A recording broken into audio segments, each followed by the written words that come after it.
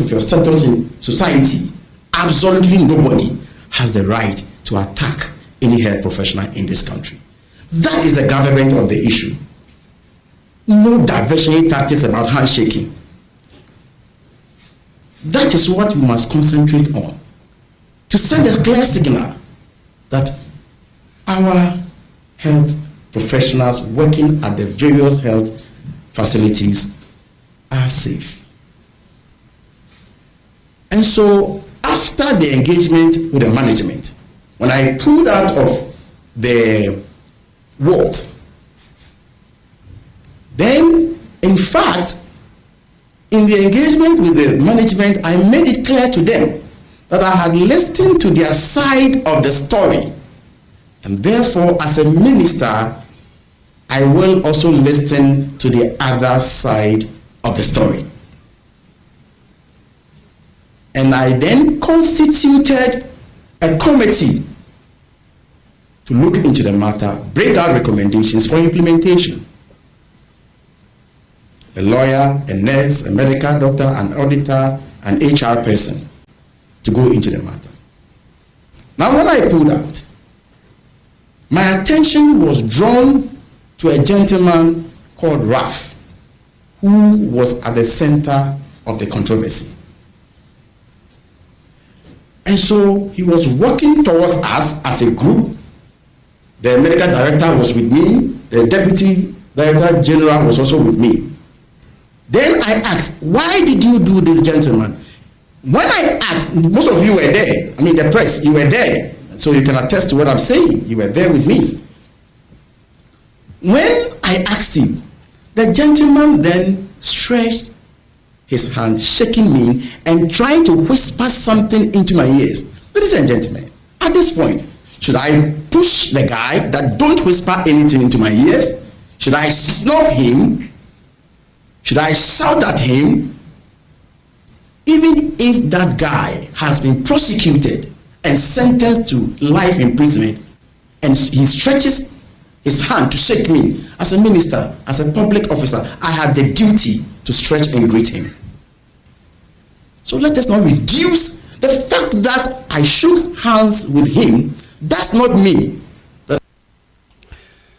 Observe to where the health minister, Honorable Kwabena Minta Akando, and yet can say in Chia or Tiano, no, and Chese, nurse Nino, or Bruno no Corano, or Munino, or Fano, Chese, one fan in your or senior sanity, and Impa Branteno. So what dear woo, now caught to crab one for or Babek or Banning chair, want to be Pabno, if you say, or some of mine, we a more health minister. Ade Ama na Labour Minister so chese National Labour Commission ene natena ye no heba be hyase aye ntutu ye se beye na Ghana adwumayefo mo ye adwuma no bia wo ye adwuma na adwuma wo ye obi mfanem fa yakayaka de kwa so se ne e bro nurse ni ene ade sade no ebi enkosi biewo Labour Minister.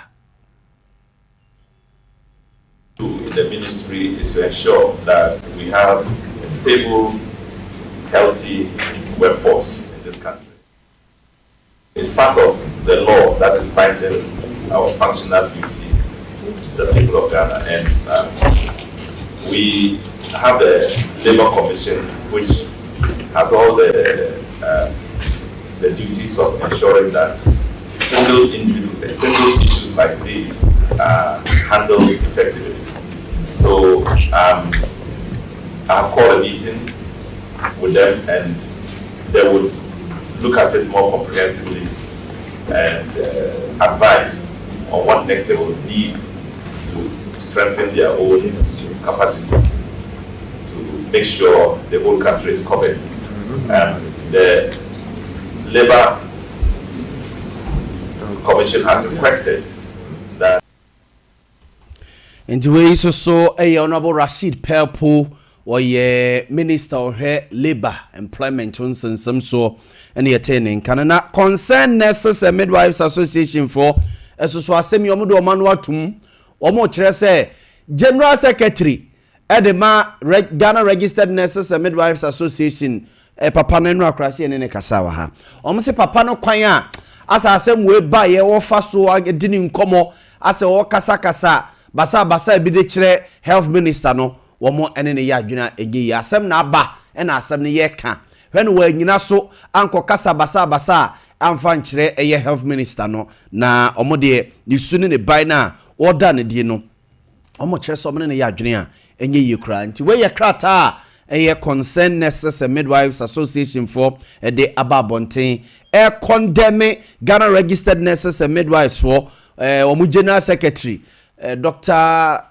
Chum your friend say Tinkran Chum yes nkoma udi ye ne ade no na honorable KT Yamon so KT Yamon aka Kwatrekwa is your name is your cloth for KT Yamon ede adansia so kwa elections no okoye no a wokore ye no wode hunsem koda court e wo boase ne yese oboase court watena asem no so no motena asem no so no omsi KT Yamon wi no awe nye obia na sisi wo na nye obia no chinchi mu nsa eje akonya ndi firi wo nsem wo na na afunu wo mu na nso tentuo mu eyi hwa na osenka akoma abamu abi ba na chinchirinchina so bekọ na akọ ye no akwaji wani so na KT Yamon wako court ina court abona sematogu na masa abone ka yesise 600 million sese no mde ato ni tiri so no na busenka wedi nkenyesika but honorable chair say debi oko na wako file appeal against damages no a court ede ato no so no yentie KT wala I'm appealing and you should know that I'm told that the judge awarded 60,000 or so well, I'm appealing, and you should know that this time I'm appealing in my own right. I would put my own signature. I'm appealing as the appellant in person. I'm not going to go to any lawyer. I'll do it, you know. So, yeah, no, the cost of that. If you draw your case, you can't go and appeal. But the cost of 60,000, I think it's completely unfair. When asked, observe way honorable KT Yamon. Aha, I know what you say. 600 million per day. This is unfair. Into on here. Was it way appeal no cry work on? No more lawyer. Someone for ni more. Honorable KT Yamon, a lawyer ni qualified and practicing lawyer. To say nim de was pa. Ni part to akra. To say we no appeal we na work on. Or no I call in person. What I say? Enquire say or the one signature ne one affidavit some command lawyers be any. Debi no call. No ne judge no dia kofe so oboase court wo no mo na ne de besi bia no na akwakosi tuwe honorable KT Yamon ye papa mafinu na mayi nka ma KT kura sanko ba ko bi na ne ofanye pe nko pension na sesia na KT se ye mi ko na me de mo beja no zezem jefo no ka no si chese mo na mo medwene mo hu o ye wanam de me de mo ja as a oba parliament and opebia you chop money is a job for no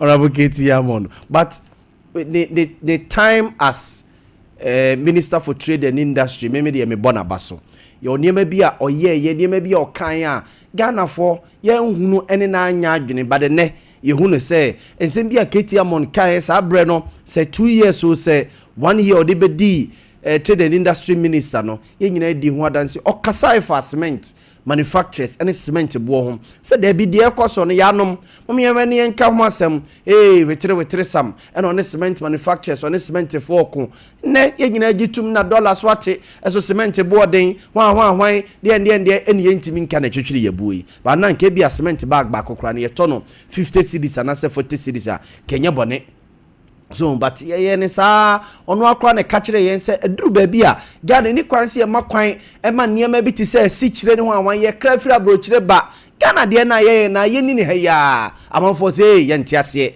biscuit ye kokra toffee ye kokra ono se sa ne ma we Ghana fo ye bi ade ne ye makwan ma bro fi de aba begu o mayimu na ba bese ya ntiase ene ye tie ono mo KT Yamon wo ye bi pa asante mamu achen akwa aba na efiara nenu asoma hu manhia enukre fufuro bi ebo me pa but na me monitoring the enu ade manhia na nya abro vat the boss of me monitor no eho na minti me hu ha words and maybe to describe when we can put yes when we can put pa na be Mama ya Grace pictures be na so the pictures na to so oh video no crowd there but could be in that Venice ya Grace patch me pe still pictures no pictures be omo drone picture we who say yes yeah very colorful very colorful omo moto kibabo no go number 50 na just say assorto kra boss one ade share business afa amafo pensu ato omo pensu na won say baby ana dwumadie ne koso no omo amma kwan say mo amotonton tofe ene pure water ne ade mo besa mo nyina chiri enti se wo hia nso no bi a sore ko ho enti maami we na chese o ebra edwuro be 4-5 mo no mu dwo no owura obu kev say nso no na chese amanfo de sen no obi atuaka chese and enra so say nananom oshes ne de ade o wa no mo de nsuo enam nipanim omo serve nsuo ene ade na colorful you a mixture of tradition and when say na conform de no be there wow and enra so na a working day enti me kra man susu say nipa be basa chese enyansam kito from Alaba street nim Edeba mention himfie and from X5 crow from traffic lights as Edeba from airport runabout just say yes baby koso e was sentiment 1 week say some most of the people cry as a monte yes na the entire monte and say ban bia mai ban na wo ye she na ban na bay e ba dia na obeti se be ye obeti se be ye 1 week na we dey say kuma almost kuma se for mo the say ban na ba sebe asante akonya amamre e pense traditional bia be affective yes all the is this 66 paramount chiefs and answer over 70 paramount chiefs no obia will be represented obia beba oba so one ne dom na eba and so wuti enra eba for kentenkre chenche mo de ba ema ye na from 14th na asante ma de ne beto mpamu no e de be si 18th omde ne bekwa akura no o de mienti announcement no the buku ada ema asante nyina be ho nanim ne bada e was betlase the buku ada e was betlase ema mampanyimfo abamu mpanyimfo nyina betia no the yawada ewiada ko e be ya wufu som e wa park ya so e de jade wa kwan sada no ayani brida sada no sabia brawo asantumai ubeyeti dano obia mieni so obia ko babia enya be jade wa kwan dana juno ye de abefo abeko bam bautuma ana juno ye sienipa yɛhyɛ obia wa ɔde hɔ ba de deɛ na wa wasɛm a dadu no da so no yɛde abɛkɔ bɛman nti yɛwɔ sɛ fa to sɛ bɛsatema anim obia nkɔyɛ ahɔboa ɛntwɛn wɔsɛ ɛwura mu no da ɛtɔ so dunsia dunso dano si du wacho no ena eda bi wa ko be mai te mo so no so eda ti ye ko bri ni nya ko tunkuri eda de ye ti na na ma sa ti mai ye de mansa na nai ena ya bri wa yi to bia mo no ho wo ya ni se ye enfa ne dom enyamra akasa ti ma nyina akana bia mo so no so na yisano obi onu so no bad wasi Abzafo nti we eye bafo kentenkreche ne yete ne nka no we eye asante ye ne nseseye official announcement na amanfo busa se da be ne be ye sante himaye da be ne be sante himaye no endra officially omo e de ato yanim de ato asante manim de ato Ghana manim se from 14th e de kosi 18th nemum Oma bane eye bia wa asantemem nya asante region nko asantemem from 1st September e de kosi 18th September ntina kese be na wotwemiensa de yiyo ewo asantemem nti ba for the to just say e bia wo de hie bi e se fridge mu a ene china ene the next Saturday ekopem 30th ti me say ja mitra yeye me nana me nana ye ewia na chese aha the following day na no ma ya de yawo yes 30th no pa manfo ye bi a hihye ho no mo enya agro nti 30th minim say 30th me ye me nana ye no ma Julie former KMA estate managers as say oye Asokwa municipal on a coordinating director na and I'm from say municipal director say omo din bi omo dey from ma Julie so eye na se ye sa 30th na ni kunu Regi e maame e da form sa 30th na ono so ye na se ye menim say eye next week ye be ya e be ya e na ye bi e twa to wa sante na say Philip former MPP aspirant onso sa onso na ni da kobrim den ne maame ana say okay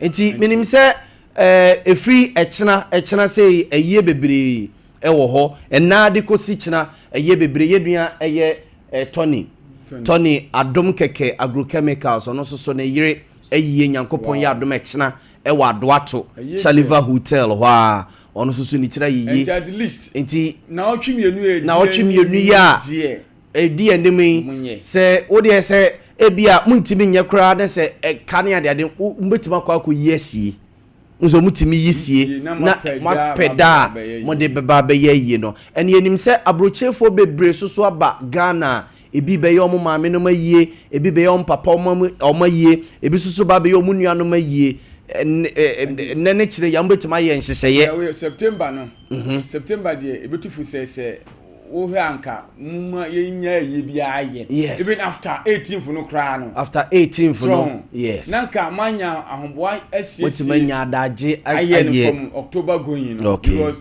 Ebeka just about 12 days. Ebeka be 12 days. I just be and I mean nipa ni bi pa na September so mo baba be yo mo yi. No mo so nam kwa mu. Baba be ye yi kase yi. Aha. Na fe ya to aso na mo so mo de aye mo de e de aye yi. Mo ko cancel mo take it in flight mo what ya say. Mumra de. Mama ye yi kase na kasa ya. Mo na fe mo so mo de mo de ato aso. Eno aso so na a blend of political parties no ejanyankopon ya do ma mikonya baby project wo presidential days na chi na jamgira honom no eja ne mani betwa so bia na ne metwa kakra betwiti hona mko hu Dr. Brian Champon mko hu Dr. Brian Champon nti ya Grace Dr. Brian Champon video no honom a na odi atoso amame so hu na mko hu Dr. Brian Champon oja one ne dom yi o muti na me hu ayi former MP for Asante Achem Agogo and the appear could be so one has a spokesperson nyasem ketwa odi na former MPs ne chese ade o muti animu no yes me Brian Champon wie ye no na me hu honorable Kennedy Japan so ne dom e ba ye ba be chia ye ko chia ye ra and I mean who former vice president Dr. Yaw Boamah so ne dom e ba ye betia mpanimfo e kochia yera we yemra na your friend says it say don ketia na say chief of staff na oko vice president name vice president e di government delegation anim e ba ye so hu me hu chief of staff Julius Debra so e ba me hu general chairman general Yera Johnson esedun ketia ono so e be chia mpanimfo me hu honorable Patrick Yaw Boamah Honorable Patrick Yaw Boamah enra no no so e wo honom e be chia ne papa ni wura ni wura din komo we emra na Dr. Matthew Poku Prempe ene Honorable Kennedy Japan ahia na omu edin komo kakra kika enra de very colorful but enra so mi hu komo bi wo ho emra mi hu Honorable Paul Afoku mi hu Paul Afoku na mi ko hu mpanimfo bi na mi hu mpanimfo bi na fe na komo bi koso asante in the coming days oti bibi ama ne nya wonwa bibi ti minka say obi ti party fufura na dabi nya party fufura say obi eko bi campaign dabi nya hokra sa oti bibi fufuro bia we dey nya bema matese so in the coming days sa oti se Paul Afoku Ebeye national chairman of MPP ama ne nya wonwa bank. Yes. Oh wow. In the coming days, so what is Paul Afoku, former national chairman of MPP. So what is Paul Afoku ba bio abba pray MPP chairmanship national chairman position asante ema ne nyonwa. Enra enkomo bia na ekoso if you won say ne ye I say ye dina what that mo ye ba fie so a nipa free echichi awo bebreba na o masoso a o makokeka akwantuam bie bantie no mbehia ye no presidential days ni so no o mote so a o modidi nkomo no wo say me say eja Nyankopon ye madoma mi konya o machi kogiran pe ti nkomo no modidi na nam say